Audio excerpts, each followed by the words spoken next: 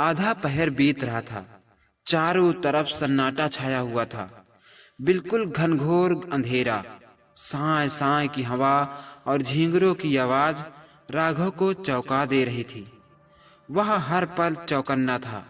उसे किसी भी चीज की आवाज सुनाई देती तो ऐसा लगता कि कहीं चोर ही तो नहीं।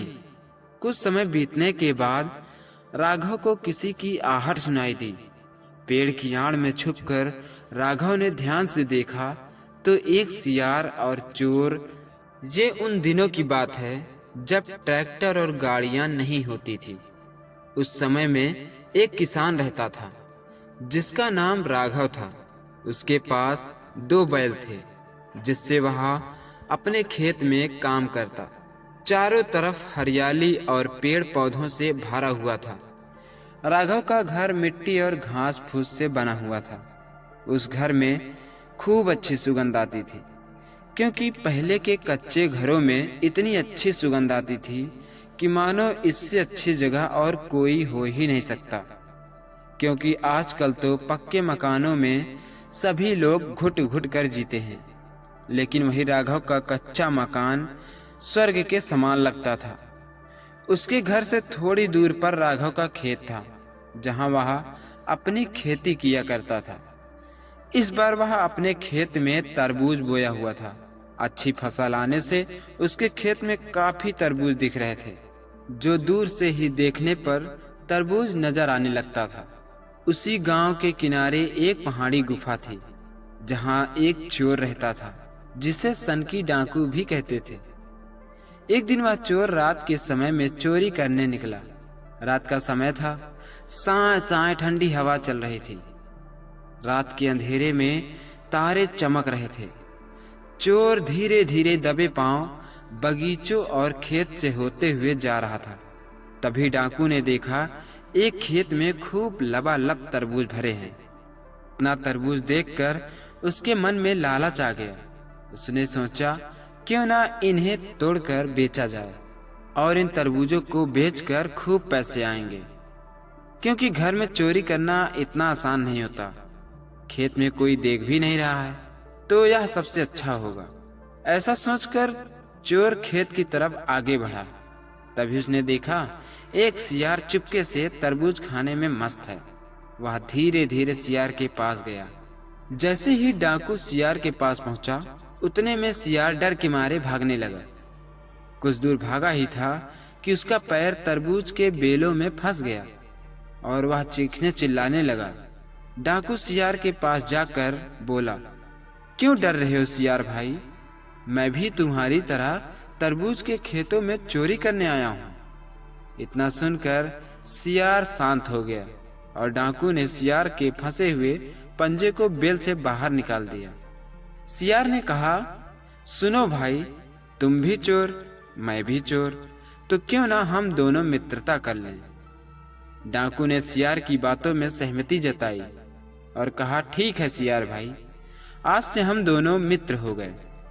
लेकिन अभी के लिए हम दोनों को अपने अपने घर जाना होगा, क्योंकि सुबह होने वाली है और पता नहीं कब खेत का मालिक यहाँ आ पहुँचे।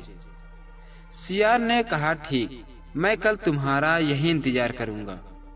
ऐसा कहकर डाकू और सियार अपने अपने घर चले गए। अगली रात सियार पहले से ही आकर डाकू का इंतजार करने लगा। इंतजार करते करते सियार को खूब तेजी से भूख लगी। वह अपने मन में बोला कि चलो अभी तो वह डाकू आया नहीं, तब तक मैं पेट पूजा ही कर लेता हूँ। ऐसा कहकर वह तरबूज के खेत में टूट पड़ा और पेट भरकर तरबूज खाने लगा। कुछ देर में वह डाकू भी खेत में पहुंच गया।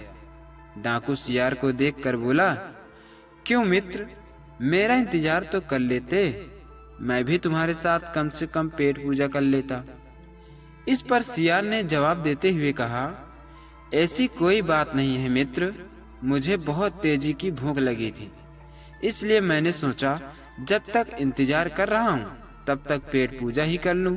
डाकू हंसते हुए बोला, कोई बात नहीं मित्र, अब तो तुम्हारा पेट भर ही गया होगा, तो चलो कुछ मेरी भी मदद कर दो। ऐसा दोनों राय बनाकर तरबूज के खेत में तरबूज तोड़ने लगे। डाकू इतने तरबूज देखकर लालच में आ गया और वह खूब तरबूज तोड़ने में मस्त हो गया। साथ ही सियार तरबूज को ढकेलते हुए एक जगह पर इकट्ठा कर रहा था। तरबूज तोड़ने के बाद जब डाकू ने तरबूज के ढेर को देखा तो वह हैरान हो गया, क्योंकि अब वह तरबूज को ले कैसे जाए। इतना तरबूज तो 2 रात में भी नहीं ले जा सकते।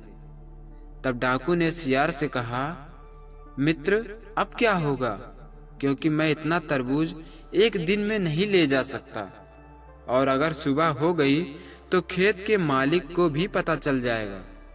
तब सियार को एक तरकीब आई। उसने डाकू से कहा, मित्र, क्यों ना हम एक बड़ा सा गड्ढा खोदें और उसी में सारे तरबूज को ढक दें, जिससे खेत के मालिक को पता भी नहीं चलेगा और हम रात रात को इस गड्ढे से तरबूज निकाल कर ले जाएंगे। डाकू को भी यह तरकीब अच्छी लगी। सियार जल्दी जल्दी एक बड़ा सा गड्ढा खोदा और दोनों मिलकर सारे तरबूज को उसी गड्ढे में ढक दिया। जब सुबह खेत का मालिक राघव अपने खेत में आया तो अपने खेत को देखकर चकित हो गया और वहीं बैठकर तेजी से रोने लगा। तेजी से रोने की आवाज सुनकर राघव की पत्नी खेत में पहुंची तो देखा कि राघव जमीन पर बैठकर रो रहा है। उसने पूछा, क्या हुआ जी, इतनी सुबह सुबह क्यों रो रहे हो? राघव बोला, अरे देख तो सही, पूरा तरबूज खाली हो गया। न बेलें दिख रही हैं, न एक भी तरबूज। लगता है किसी ने सब कुछ चुरा लिया। पत्नी ने चारों ओर देखा, पर सब कुछ शांत था, कोई निशान नहीं। उसे कुछ शक हुआ तो उसने मिट्टी को गौर से देखा। वो बोली, ये जो जमीन थोड़ी सी नीचे धंसी हुई लग रही है, यहाँ कुछ न कुछ गड़बड़ जरूर है। राघव ने जैसे ही वहां खुदाई शुरू की तो अंदर से तरबूज निकलने लगे। अरे ये क्या, सारे तरबूज तो इसी गड्ढे में छिपाए गए हैं। उसकी पत्नी बोली, जरूर किसी चोर की चाल है, लेकिन देखो भाग्य अच्छा था कि तरबूज कहीं गए नहीं। राघव उसी दिन सुबह सारे तरबूज को बैलगाड़ी में लाद कर बाजार में बेच आया। राघव के घर आते ही पत्नी बोली, सुनो जी, हमें कुछ न कुछ करना पड़ेगा जिससे वह चोर को सबक मिल सके। राघव और उसकी पत्नी ने मिलकर उस गड्ढे के ऊपर एक जाल बिछाया और जैसे चोरों ने गड्ढे को बंद किया था वैसे ही गड्ढे को बंद कर दिया। और शाम होते ही राघव और उसकी पत्नी दोनों एक पेड़ के पीछे छुपकर पहरा देने लगे। आधा पहर बीत रहा था, चारों तरफ सन्नाटा छाया हुआ था, बिल्कुल घनघोर अंधेरा। साय साय की हवा और झींगरों की आवाज राघव को चौंका दे रही थी। वह हर पल चौकन्ना था।